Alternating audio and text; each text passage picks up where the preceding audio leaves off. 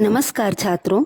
कक्षा 8वीं NCERT संस्कृत की पुस्तक दीपिकम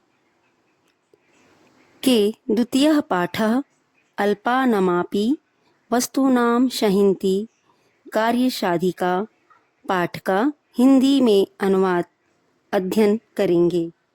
तो चलिए,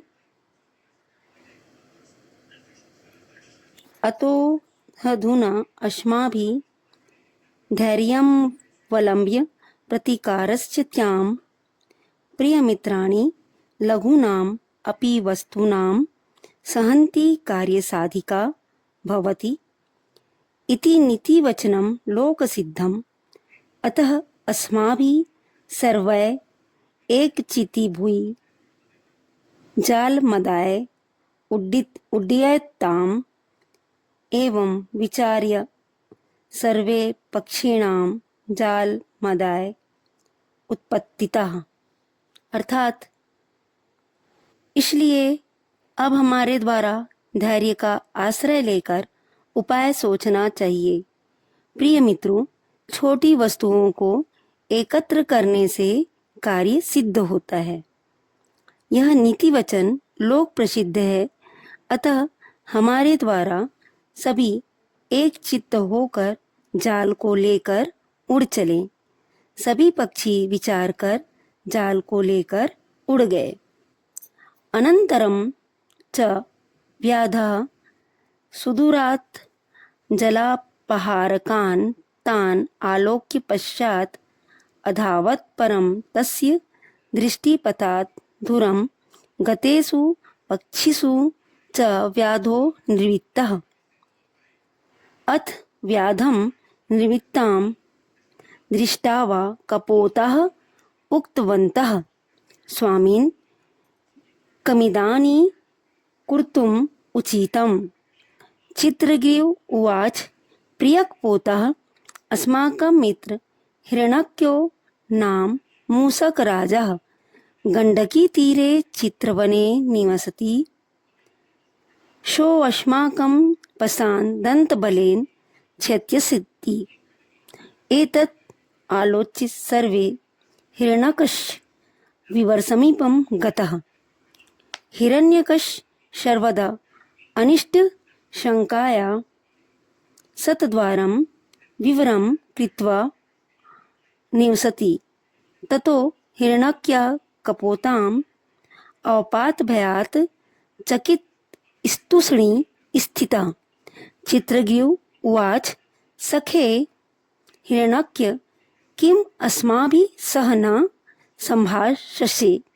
ततो हिरण्यक स्तद्वचनं प्रत्याभिव्याय आनन्देन त्वरया बहिः निःसृत्य अवतीत, आ पुण्यवान् अस्मि मम प्रियसुहृत् चित्रग्रीव समायाता।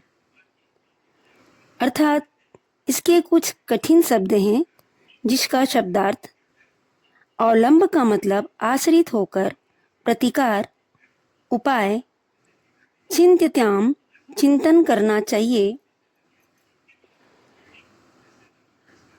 एक चितिभुई एक चित होकर, जालमदाय का मतलब जाल लेकर, उत्पत्तिता का मतलब उड़ गए, पाषाण बंधनों का, आलोच्य अच्छी तरह विचार करके, प्रत्याभिप्राय जानकर, त्वरया शीघ्र, निसृत्य का मतलब निकलकर।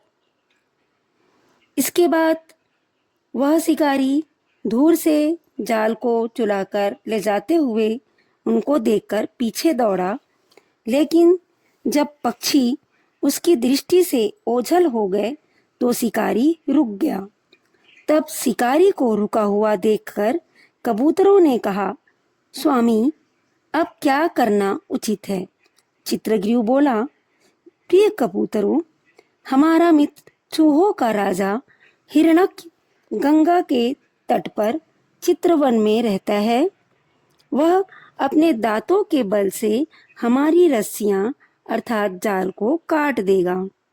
इस प्रकार चर्चा कर वे सभी हिरण्यक के बिल में चले गए।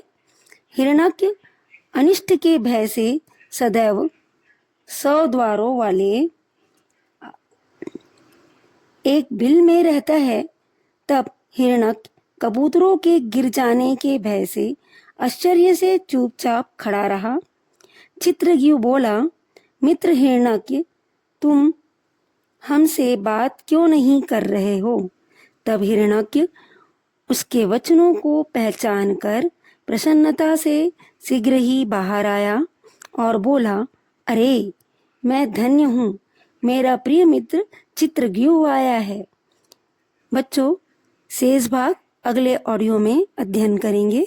Thank you.